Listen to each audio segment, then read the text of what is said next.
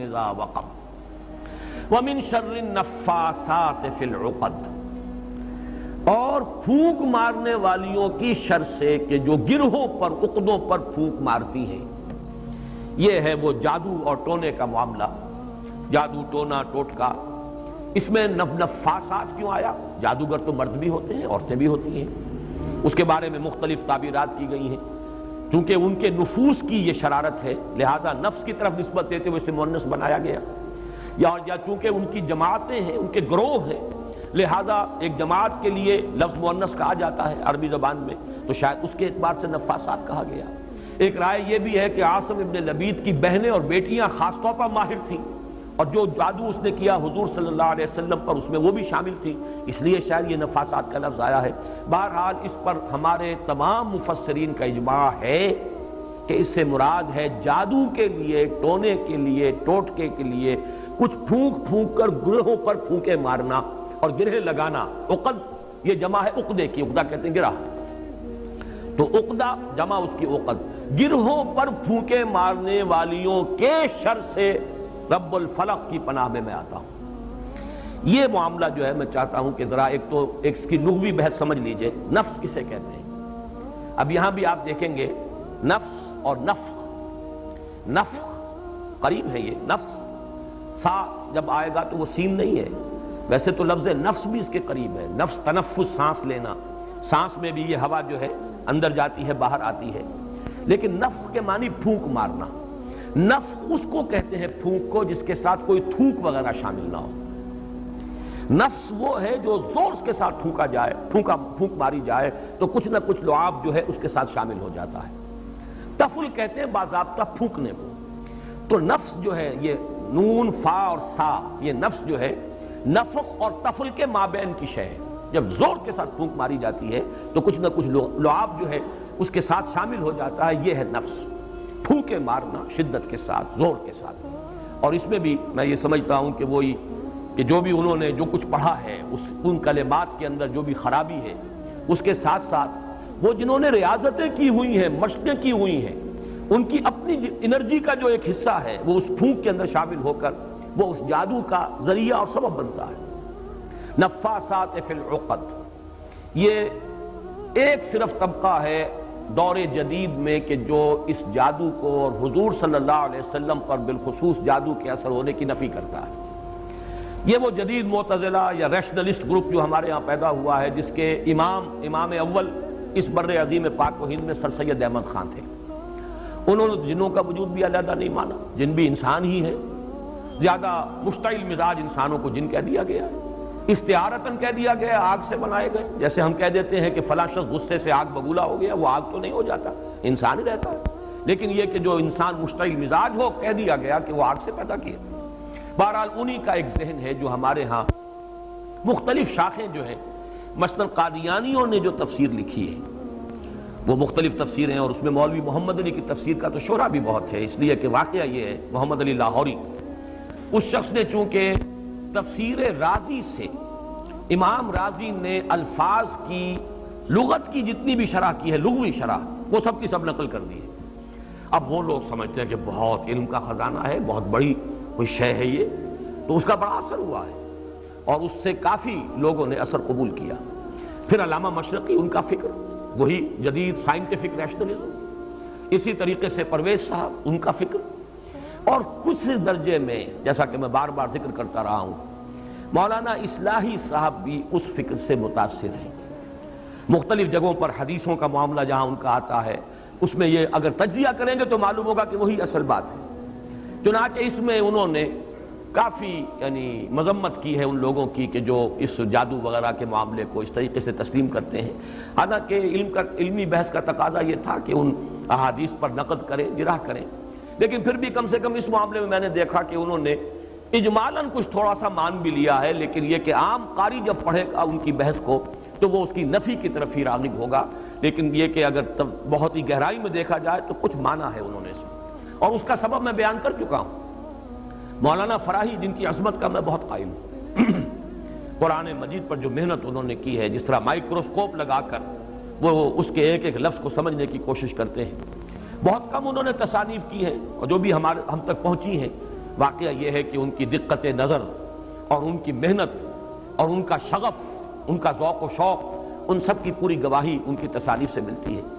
لیکن سر سید کا قرب رہا، علی گڑھ میں رہے، اور ظاہر بات ہے سر سید کی شخصیت جو ہے وہ بہت مؤثر شخصیت تھی۔ ہمارے ہاں بھی خلیفہ عبدالحکیم صاحب ہوتے تھے، یہ پورا ادارہ ثقافت اسلامیہ جو ہے اس پر اس ایک شخص کی بڑی چھاپ ہے اور فکری اعتبار سے بہت بلند تھا۔ لیکن وہی نیشنلزم، وہی جو اقلیت ہے اس دور کی، جو علماء بھی وہاں گئے ہیں، حالانکہ سکہ بند علماء تھے، سکہ علماء تھے، لیکن ان کے فکر سے متاثر ہو گئے۔ یہ ایک ثبوت ہے کہ ایسی شخصیت جو ہے اس کے اثرات ہو جاتے ہیں۔ مولانا فراہی رہے علی گڑھ میں، استاذ بھی رہے، طالب علم بھی رہے، پھر یہ کہ سر سید ہی کے کہنے پر وہ وائس رائے کے ساتھ انہوں نے ایسٹ افریقہ کا دورہ بھی کیا، مترجم کی حیثیت سے انگریز وائس رائے کے ساتھ گئے۔ تو اس سے یہ ہے کہ کچھ نہ کچھ تاثر ان کے ہاں بھی موجود ہے۔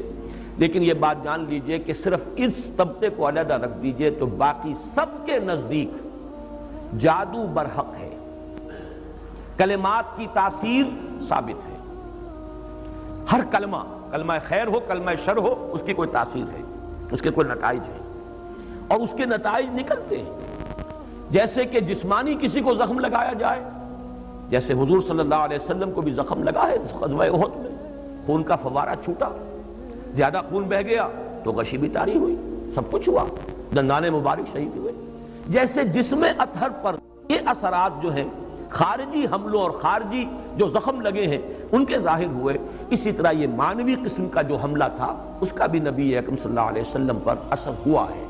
یہ صحیحین کی روایات سے ثابت ہے، اور میں یہ سمجھتا ہوں کہ اس سے انکار کرنا در حقیقت یہ اس دور کے بڑے فتنوں میں سے ایک فتنہ ہے۔ جو چیز اس طریقے سے ثابت ہو جائے اور اس میں کہ عقلی اعتبار سے خود قرآن سے ثابت ہے، اس لیے کہ حضرت موسیٰ علیہ السلام پر بھی جادوگروں کے جادو کا اثر ہوا، قرآن میں ثابت ہے۔ جب مقابلہ ہوا ہے، اور حضرت موسیٰ علیہ السلام کا معجزہ بھی یہی تھا نا کہ عصا ڈالتے تھے زمین میں، وہ اژدہا بن جاتا تھا، حیۃ تسعیٰ، سانپ ہے ہلنے والا، چل رہا ہے۔